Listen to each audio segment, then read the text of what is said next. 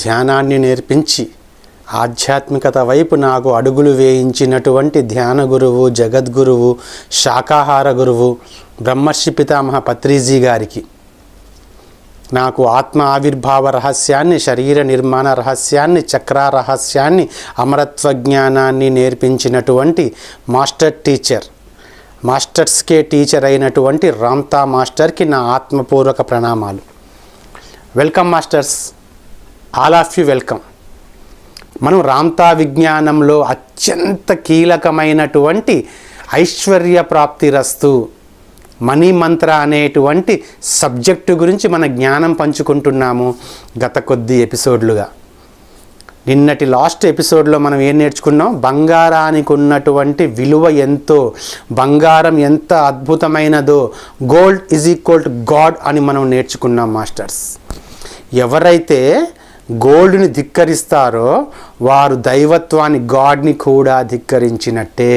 సంపదను సృష్టించుకునే క్రమంలో సంపద సంకల్ప శాస్త్రాన్ని తెలియజేసేటువంటి అత్యుత్తమమైన పుస్తకం ఏదైనా ఉందా అంటే అది ఫినాన్షియల్ ఫ్రీడమ్, అద్భుతమైనటువంటి రామ్తా మాస్టర్ గారి ద్వారా వెలువడినటువంటి జ్ఞాన వీచికలుగా మనం చెప్పుకుంటూ వచ్చాం. ఇప్పుడు మనము ఒక కీలకమైనటువంటి టర్నింగ్ దగ్గర ఉన్నాం మాస్టర్స్. సో సంపద అంటే ఏంటో మనకు అర్థమైంది, సంపదని మనం సృష్టించుకోవాలి అని చెప్పి అర్థమైంది మనకి. ఇప్పుడు ఆ సంపదని ఎలా సృష్టించుకోవాలి, సంపద సృష్టించుకునే మార్గం ఏంటి అనుకున్నప్పుడు ఒక చిన్న ఉదాహరణ ద్వారా మనం మొదలు పెడదాం మాస్టర్స్. ఎందుకంటే తొందర వద్దు, మనకి అన్నీ చిన్నగా ప్రశాంతంగా ఒకదాని తర్వాత ఒకటి స్టెప్ బై స్టెప్ రామ్తా మనకి పిల్లర్స్ లాగా నిర్మించుకుంటూ మనకి నిచ్చెనలు వేస్తూ వచ్చారు. మనం హాయిగా ఆ నిచ్చెనల మీద ఎక్కి జీవిత గమ్యాన్ని, మన సంపదని మనం చేరుకోవచ్చు. ఆ కథ ఏంటంటే, ఒక ధనవంతుడు ఉంటాడు, ఒకే ఊరిలో ఒక పేదవాడు ఉంటాడు. బాగా రిచ్ పర్సన్ అన్నమాట. ఆ ధనవంతుడి ఇంట్లో చూడండి, ఎక్కడ చూసినా కూడా మార్బుల్స్, కింద పరిచినటువంటి మార్బుల్స్తో సహా మొదలు పెడితే రాజస్థాన్ నుంచి తీసుకొని వచ్చినటువంటి మార్బుల్స్, పర్షియా నుంచి తీసుకొని వచ్చినటువంటి మంచి కళాఖండాలు, అద్భుతమైనటువంటి బాత్రూమ్స్, ఇంట్లో రూములు మొత్తం కూడా నగిశీలు చెక్కబడి ఉంటాయి. ఆ మంచాలు కానీ, ఆ పరుపులు కానీ, ఆ భవంతిని చూస్తేనే అత్యంత అద్భుతమైనటువంటి విలాసవంతమైన భవంతికి ప్రతీకగా ఉంటుంది. అసలు లగ్జీరియస్ అన్నమాట. లగ్జీరియస్లో హైయెస్ట్ టాప్ మోస్ట్ లగ్జీరియస్గా ఉంటాయి. అతను వేసుకునే బట్టలు కూడా, అతను కొన్ని బట్టలు ఎంతో ఖరీదైనటువంటి బంగారపు తీగలతో కూడా వేయించుకున్నాడు. ఎంతో ఖరీదైనటువంటి, టోటల్గా మొత్తం అత్యంత ఖరీదైన వస్త్రాలు, అతను తినే ఆహారం కూడా ఖరీదైనటువంటి ఆహారం. లగ్జీరియస్ అన్నమాట. అంత ఖరీదైనటువంటి ధనవంతుడు ఒక విలాసవంతమైన గృహంలో ఉంటున్నాడు. అత్యంత అధునాతనమైనటువంటి ఎలక్ట్రానిక్ పరికర సామగ్రి మొత్తం తన చుట్టూనే ఉంది. తన వినోదానికి కూడా ఎలాంటి లోటు లేదు. తన ఆహారానికి కూడా ఎలాంటి లోటు అంటే నేను అనేది ఆ లోటు కూడా కాదు. రిచెస్ట్ ఫుడ్ అతను భోజనం చేస్తున్నాడు. రిచెస్ట్ లైఫ్ని, లగ్జీరియస్ లైఫ్ని తను గడుపుతున్నాడు. ఆ మంచం మీద ఉన్నటువంటి ఆ మెత్తటి పట్టుపరుపుల్ని చూస్తే దూది పింజల కంటే తేలికగా, ఎంతో సుఖంగా, సౌకర్యవంతంగా, చూస్తేనే అసలు కళ్ళు మూతలు పడిపోతాయా అన్నంతటువంటి సుకుమారంగా ఉన్నాయి. కానీ ఆ ధనవంతుడు ప్రశాంతంగా నిద్రపోలేకపోవచ్చు. అతని దగ్గర ఉన్నటువంటి ఆ సంపద అతనికి సుఖాన్ని ఇవ్వలేకపోవచ్చు, అతనికి మానసిక ప్రశాంతతని ఇవ్వలేకపోవచ్చు, అతనిలో ఆధ్యాత్మిక బీజాలను నాటలేకపోవచ్చు. అతనికి అన్నీ ఉన్నా కూడా ఏమీ లేని వాడిగానే ఉండొచ్చు. అదే గ్రామంలో ఉంటున్నటువంటి మరొక పేదవాడి కథ కూడా మనం చెప్పుకుందాం మాస్టర్స్. ఇది రామ్తా చెప్పిన స్టోరీ. ఇది ఆ పేదవాడు చిన్న పూరి గుడిసెలో ఉంటాడు. ఆ గుడిసె కూడా పైన మొత్తం తాటాకులు రంధ్రాలతో ఉంటాయి. ఎప్పుడు వర్షం పడ్డా కూడా వర్షపు జల్లులు మొత్తం కూడా తన గుడిసెలో పడి తను నిద్రపోవడానికి కూడా ఉండదు. ఒక పక్కన ముడుచుకొని అలా కూర్చుంటాడు. చలి అలాగే వస్తుంది, ఎండాకాలంలో కూడా ఎండ. ఏ కాలంలో అయినా కూడా అసలు అతనికి లోపల ప్రశాంతంగా ఉండడానికి ఉండే అవకాశమే లేకుండా ఉంటుంది. కట్టుకోవడానికి కూడా సరిగ్గా వస్త్రాలు ఉండవు. ఒక విధంగా చెప్పాలంటే పైన వేసుకునేటువంటి అంగవస్త్రము కూడా ఉండదు, కింద ఒక చిన్న పంచె మాత్రమే ఉంటుంది, దుస్తులు కూడా ఏమీ ఉండవు. ఇక ఆహారం అంటారా, మామూలు ఆ గంజి నీళ్లు తాగే బతికేటువంటి అత్యంత సాధారణమైనటువంటి పేదవాడు, చాలా చాలా చాలా చాలా నిరుపేదవాడు. ఇక అంతకంటే దరిద్రుడు ఇంకెవరూ ఉండకపోవచ్చేమో అని చెప్పి సామాన్య ప్రజానికం అనుకునేంత దరిద్రుడు. అయినా కూడా అతను తనకున్నటువంటి ఆ కలోగంజో తాగి అతను హాయిగా నిద్రపోతాడు, అన్నీ మర్చిపోయి నిద్రపోతాడు, ఎంతో మనశ్శాంతిగా ఉంటాడు. ఎప్పుడో పండుగలకో పబ్బాలకో తాను కష్టపడి పనిచేసి వచ్చినటువంటి ఆ కొద్ది డబ్బులతో ఆ కుటుంబాన్ని పోషించుకుంటూ తాను పండుగలకి ఎప్పుడో ఒకసారి అలా అన్నం తింటూ ఉంటాడు. అయినా కూడా అతని జీవితంలో ఎలాంటి కొరత తను అనుభవించడు, ఎలాంటి లోటు కూడా తను అనుభవించడు. ప్రశాంతంగా నిద్రపోతుంటాడు, సుఖంగా జీవిస్తుంటాడు, ఎలాంటి చీకు చింత లేకుండా గడిపేస్తూ ఉంటాడు. ఆ పేదవాడు అలా ఆ ధనవంతుడి భవంతి కూడా అదే పట్టణంలో ఉంటుంది కదా, అలా వెళ్తూ ఉన్నప్పుడు ఆ ధనవంతుడి యొక్క విలాసవంతమైనటువంటి భవంతిని చూసి ఏమాత్రం ఈర్ష్యపడడు. అతను కూడా నా సహోదరుడే, అతను ధనం సంపాదించాడు, దాన్ని ఆనందిస్తున్నాడు, నా దగ్గర లేదు అనుకుంటాడు తప్ప అతని దగ్గర ధనం ఉందన్న విషయం గురించి తనకి ఏమాత్రం ఈర్ష్యపడడు, ఎలాగా లోభపడడు, అతన్ని ద్వేషించడు, అతని మీద దాడి చేసి ఆ ధనం మొత్తాన్ని దొంగిలించాలి అని చెప్పి ఎలాంటి ప్రణాళికలు కూడా రచించడు. అలా వెళ్ళిపోతుంటాడు, ఆ భవంతి ముందు నుంచి హాయిగా చూసుకుని నవ్వుకుంటూ వెళ్ళిపోతుంటాడు. కానీ భవంతి పైన ఉన్నటువంటి ఆ ధనవంతుడు మాత్రం తనలో తాను కుమిలిపోతూ ఇంకేదో కావాలి, ఇంకా ధనం ఏదో కావాలి, ఇంకేదో సంపాదించాలి అని చెప్పి లోపల కుమిలిపోతూ ఉంటాడు. ఓకే, ఇంతవరకు ఇలాంటి కథలు మనం చాలా విన్నాము, చాలా చూసాము. అందరూ మనకి ఇలాగే చెప్తూ వచ్చారు. దీనికి వైస్ వర్సా కూడా ఉంది మాస్టర్, దీనికి రివర్స్లో కూడా ఉంది. అది కూడా మనం ఇప్పుడు నేర్చుకోవాలి. మనం ఇంతవరకు ఇంతే నేర్చుకున్నాం. ఏం నేర్చుకున్నాము? ధనం ఉంటే సుఖం ఉండదు, ధనం లేకున్నా కూడా సుఖంగా జీవించే వాళ్ళు ఉన్నారు, ధనవంతుడికి నిద్ర పట్టదు, పేదవాడికి నిద్ర పడుతుంది. ఇంతవరకు మనకి చెప్పబడ్డటువంటి కథ ఇదే కదా. ఇప్పుడు నేను మీకు చెప్పిన కథే కదా మిత్రులారా. ఇంతవరకు మీకు చెప్పి మీ చెవులు చిల్లుడు బయటట్టు చెప్పింది. కానీ ఇలా కూడా జరిగి ఉండొచ్చు కదా, మీరెందుకు దీనికి విభిన్నంగా ఆలోచించలేకపోయారు? అద్భుతమైన విలాసవంతమైన భవంతిలో ఉన్నటువంటి ఆ ధనవంతుడు హాయిగా నిద్రపోవచ్చేమో, ఎవరికి తెలుసు? ఎవరు వెళ్ళి చూశారు? మీరు చూడలేదు, ఎవరు చూడలేదు కదా.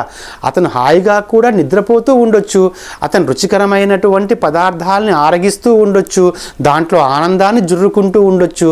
హాయిగా హంసతూలికా తల్పాలు అంటాం కదా మనం, ఆ హంసతూలికా తల్పాలు లాంటివంటి ఆ మంచం మీద హాయిగా మత్తులో నిద్రపోతూ కూడా ఉండొచ్చు.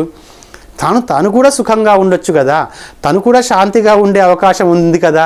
ఎందుకు ధనవంతుడు ఎప్పుడు అశాంతిగానే ఉంటాడు, ధనవంతుడు ఎప్పుడు అసౌకర్యంగానే ఉంటాడు, ధనవంతుడు ఎప్పుడు ఏడుస్తూనే ఉంటాడు అని చెప్పి ఎందుకు అదే మీ మనసులో ఆ పరిమితమైనటువంటి ఆలోచన సంవిధానాన్ని పెట్టుకుంటారు? అతను సుఖంగా ఉండకూడదా? అతను సంతోషంగా ఉన్న వాళ్ళు లేరా? సంతోషంగా సుఖంగా శాంతితో ఉన్న వాళ్ళు లేరా?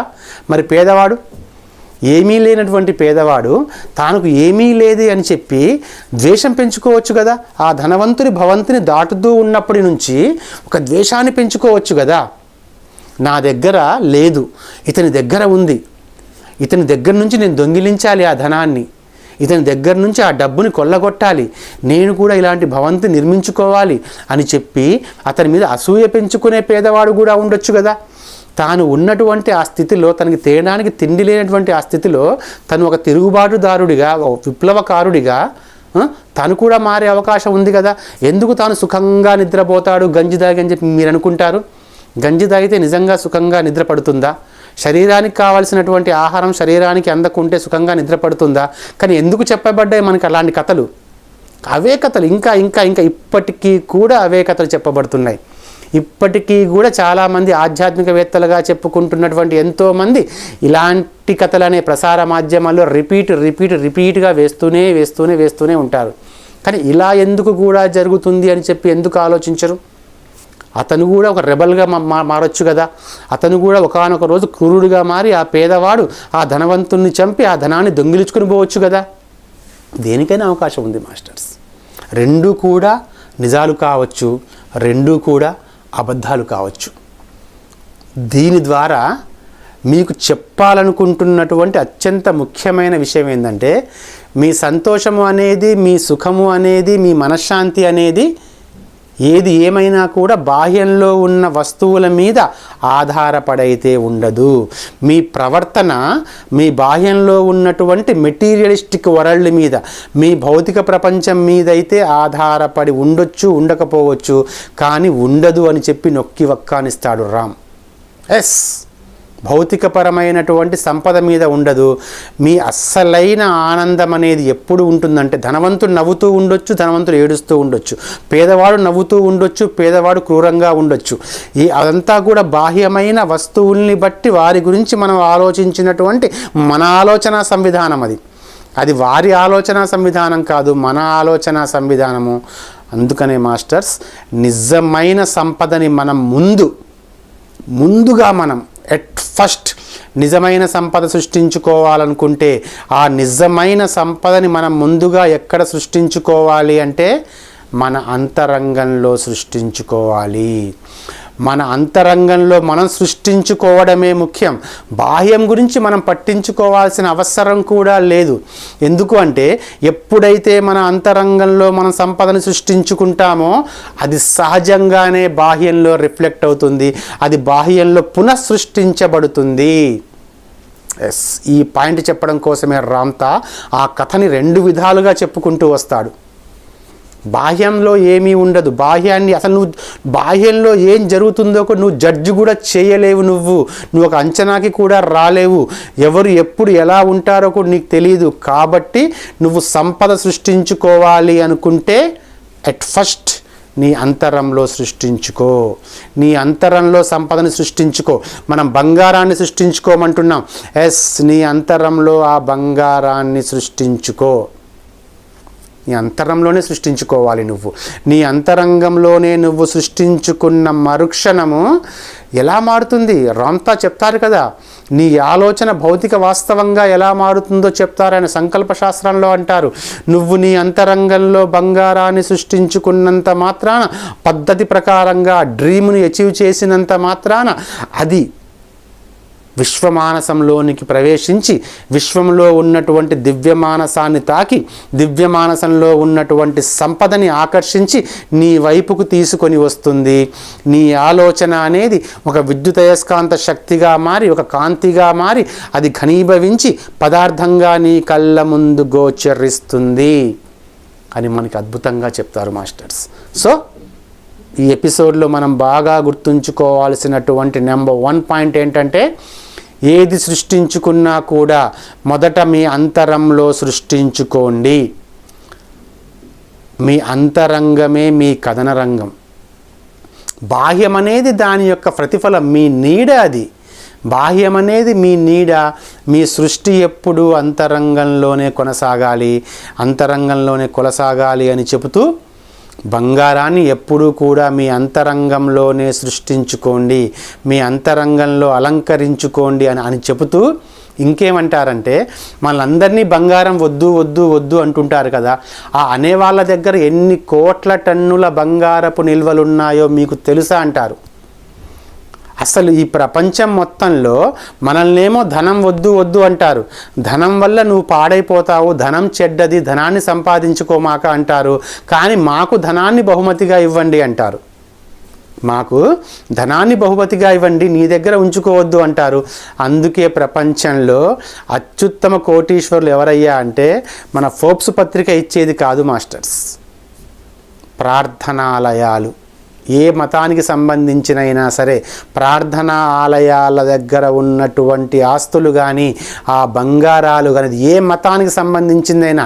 ఇక రామ్తా అయితే డైరెక్ట్గా అంటారు, వాటికన్ చర్చికి మించినటువంటి అత్యంత సంపన్నవంతమైనది ఇంకొకటి లేదు అంటారు ఆయన. డైరెక్ట్ అమెరికన్ ఖండంలో ఉండి చర్చ్ సిస్టాన్నే ఖండిస్తారు ఆయన. వద్దు వద్దు వద్దు అంటారు, బంగారాన్ని పోగు చేసుకుంటారు.